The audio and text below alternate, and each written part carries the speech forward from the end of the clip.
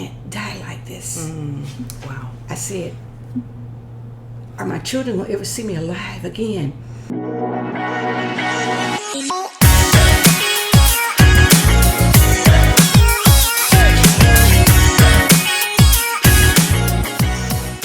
Welcome to part 2 of Handling Life.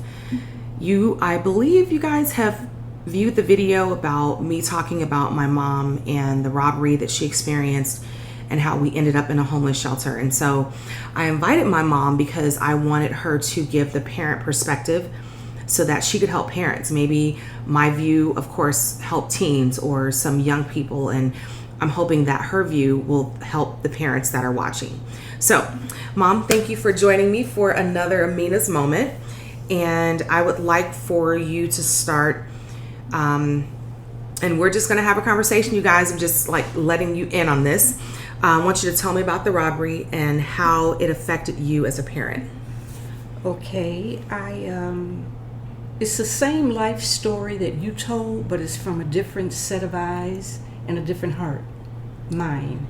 And even though you were smiling through this entire ordeal, I knew that you weren't happy.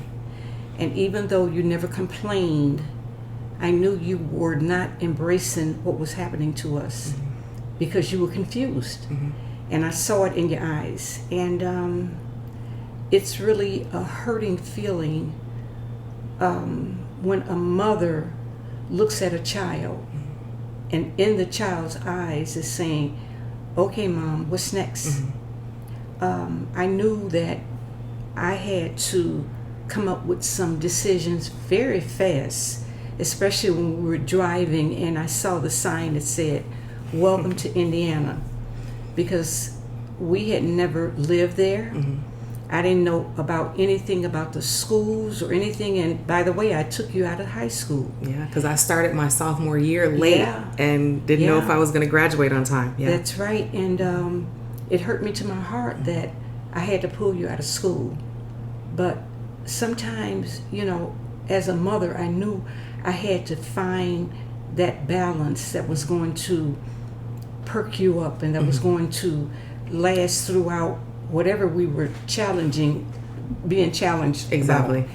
But I remember how you agreed with everything that I said, and that even hurt more because I knew it wasn't genuine.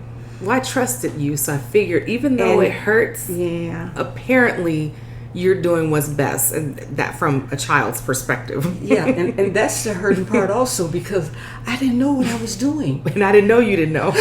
That's right. And I knew that if you looked in my eyes and saw fear or confusion, it was going to mess you up even more. So I had to like remain steadfast. I had to remain solid. I had to remain and look like I knew what I was doing, even though I didn't know what I was doing, because it was very it was an experience. And I want to start with the robbery. I was working in a balloon and card shop at the time in Matson, Illinois. And never would I have known that the young man that was with me side by side on a daily basis, and most of the time he and I closed the shop together, and I thought he was such a wonderful, wonderful young man, very polite.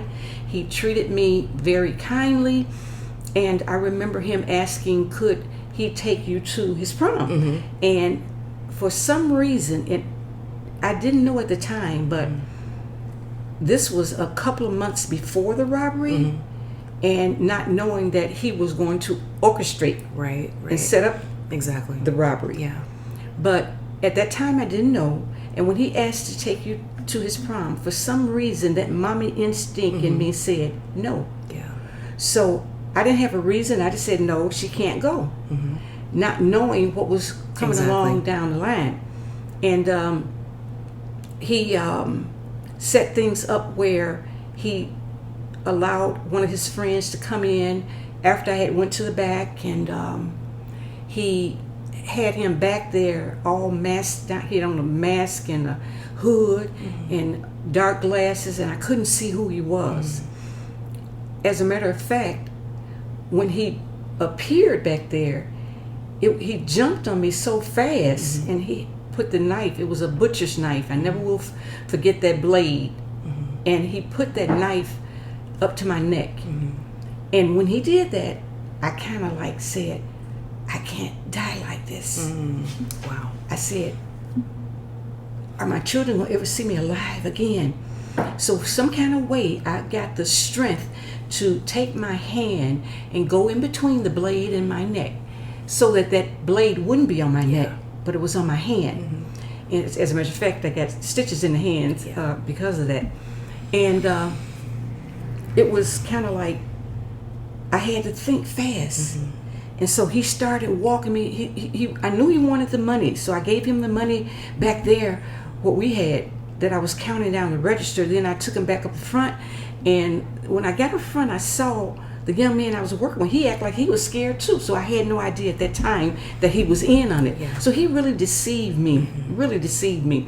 So by the time I got to all the money and gave him all the money in a bag and everything like that, I told him, I said, well, we got to get you out of here in a way where the alarm doesn't go off. The place didn't have an alarm. There was no alarm, but he didn't know that. So I said, no, we got to walk down this aisle. And I took him, well, we were walking duck style. Down one aisle, up an aisle, down, and just walking crazy. And he never even figured this out. Oh my gosh. So we got to the back door, and that's when I said, well, you better run real fast, because once you get out this door, the alarm's going off everywhere. And he believed me, and he let me go, dropped the knife with his handprints on it. Well, he had gloves, so it didn't make any difference to him. He dropped the knife, and then he went to running out the door. And at that time, I went back to the phone, and I called 911. And I was crying profusely, and I was saying, please help me, the place has just been robbed. And I'm thinking that the young man that was with me, both of us had been robbed, but not knowing that he was in on it. And by the time the police officers got there was a lot of police dogs and everything, and they were able to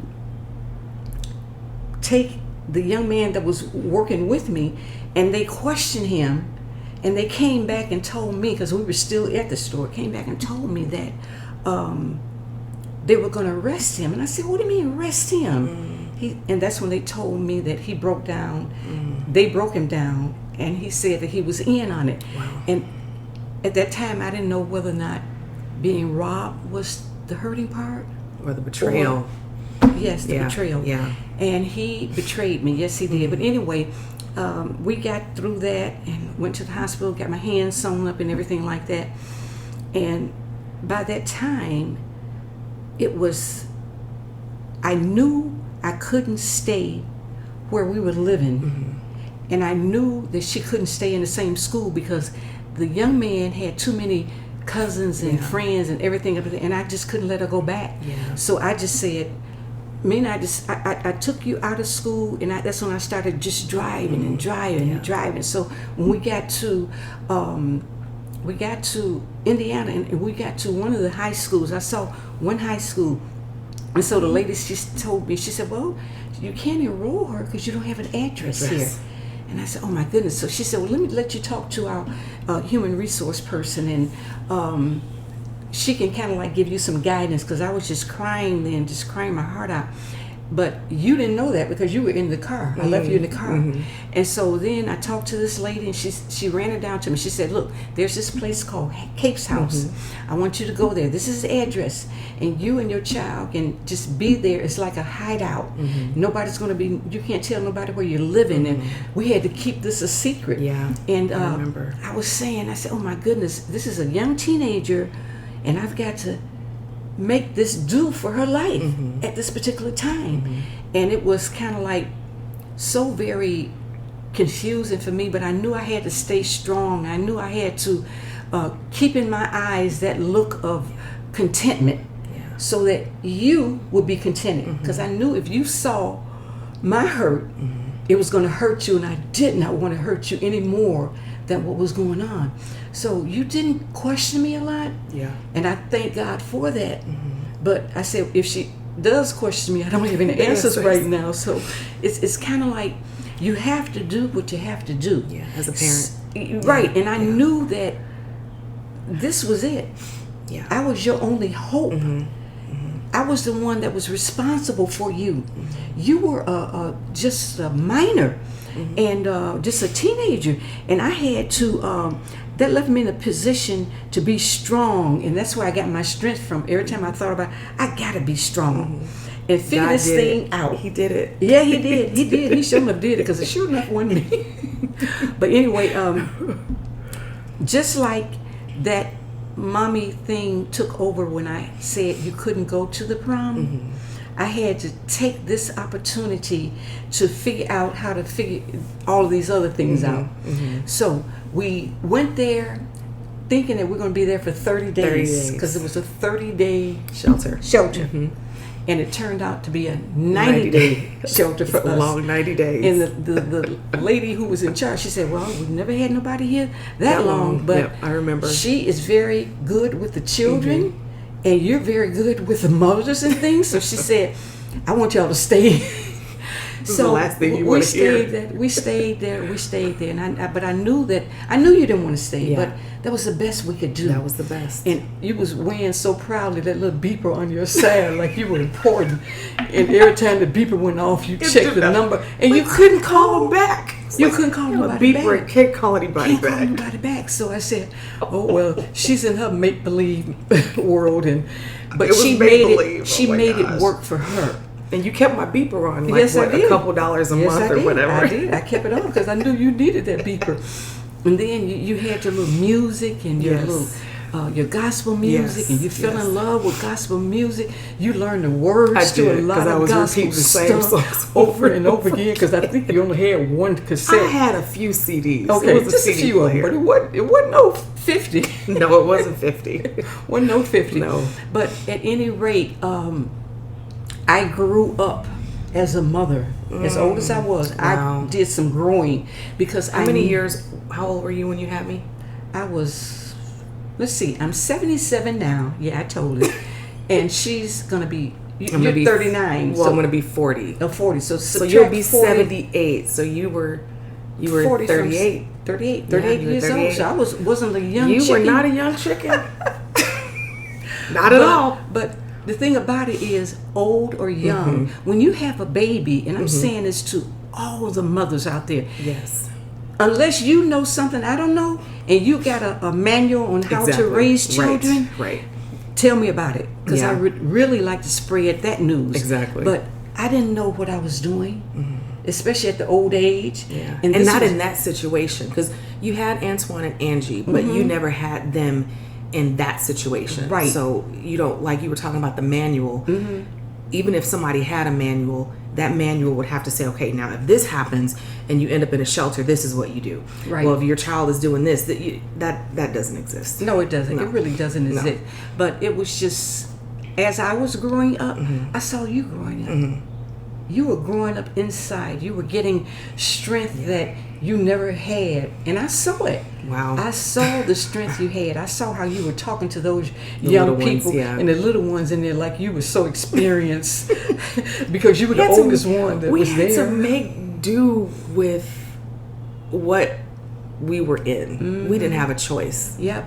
And I got in there and I cleaned all those little pots and pans because we couldn't bring our own utensils. And I bleached out the tub that stood on. It was called a cloth tub. Okay. And I bleached it out real good so I can give you can take a good bath and everything like that. No shower. I don't remember one bath. Not one. And I know I bathed. You did. I did. You sure did. I know you did because I saw you bathing. I just don't remember one bath. That's the one room or one place in that apartment. I don't remember one bath. And we had to eat the food that they gave us. We did. It was all generic stuff. And no offense to the generic, but I like Heinz ketchup.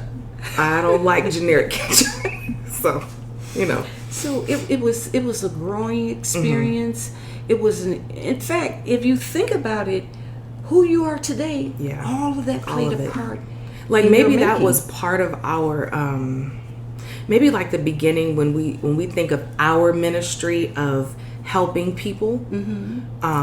It started then because that was the first time that we were like forced in something together. That was the first time that every other situation, and you know, we'll have that Amina's moment about Antoine, but I wasn't directly, you know, Antoine, he was my brother. He's no longer with us. But we'll talk about that at a later date. But at that time, that was our only thing together that was a trial, tribulation, that we were in it full-fledged, and it was affecting just the two of us. It really didn't affect anybody else. That's right. It was just us, you know, so. And every time I looked at you and you looked at me, and I wanted to say, you might as well get used to looking at me because it's a one-room deal. This is it. And that television was a joke. But I did like I Love Lucy because it was black and white, but but I had to catch it on, you know, like, but everything else, as a 15-year-old, I didn't want to sit there. And that thing was the tiniest. I mean, I think the screen was about the size of my iPad, and it was far. It seemed far away from the bed, and you didn't really want to sit on the bed. But then in the kitchen, it was just the chairs. Just okay. Go ahead. Sorry. But anyway, it was a growing experience. It was, yes. And when you think about everything that has happened in your life and my life, it really made us even closer. Yeah, I think it did. Yeah, we were already close. We were already close, but it just made us put us just a little bit more closer. And I just thank God because I was able to listen to you, and I was able to decipher what was right and what was wrong, or what was true and what was untrue, because you convinced me that you were happy, that I was happy. But I learned how to listen to your thoughts, your eyes, and I listened to I listened a lot. I know right now, I'm a talker. I am. I've always been a people person, but I learned how to close my mouth and just listen. And I learned a lot about you just listening, just listening to you. I think parents, that's a good point, you know, for them to listen to their children, because even though I was trying to convince you that I was okay, of course I wasn't okay, because I'm like, we live in a homeless shelter with battered women and their children. Nobody was beating you up. No. We were on the run because of fear. That's right. You know, but it was literally like a women's and children's shelter. It was. And they were coming from abusive homes and just trying to figure life out because life happened. And here we are. It was hard. And if more parents would, and you mentioned about, you know, you looked into my eyes because it was just us in this little bitty room, and you saw beyond my, okay, mommy, I'm okay. Oh yes, I said to myself, yeah, you're not okay. Right. But anyway, I had to play off of that also, and to kind of like ease you into being comfortable and giving me more. And I did that by listening to you. I hate to keep saying it, but it's a powerful I think piece. that listening is a very powerful piece, you know. And then I don't know whether or not we're going to go into the Hammenhausen thing. So that's going to be another. Okay. Maybe we'll do that one next week, because just so you all know, it didn't stop at the homeless shelter. No, it did not. We ended up in public housing, Hammond Housing, in Northwest Indiana. So maybe we'll do a part 3. Oh, I would be honored to do that. I would. So she's coming back next week. I'll be back. Is there any last, although you were talking about listening, is there any last point that you want to leave with parents? Yes, I would like to leave with parents that there is a power that's higher than any of us, that at some point in time, if you haven't done it, you're going to have to pull on that power and figure out how to get in touch with God. I'm sorry. Absolutely. Just figure out how to get in touch with God. And that was the help that I needed and I got, and you can get the same help. That's about it for right now. That's it. Awesome. So I am so excited. Me too. You're like diving into my Amina's moment, but that's okay. So it's Amina and Mom. I like that. That's pretty cool. And I like Silver Edition. Silver Edition. I got some I got a few silver strands too. but Not as many. No, I know. All right, so thank you guys for joining me, joining us for another Amina's Moment. Don't forget to subscribe, and we will see you next time. Bye-bye.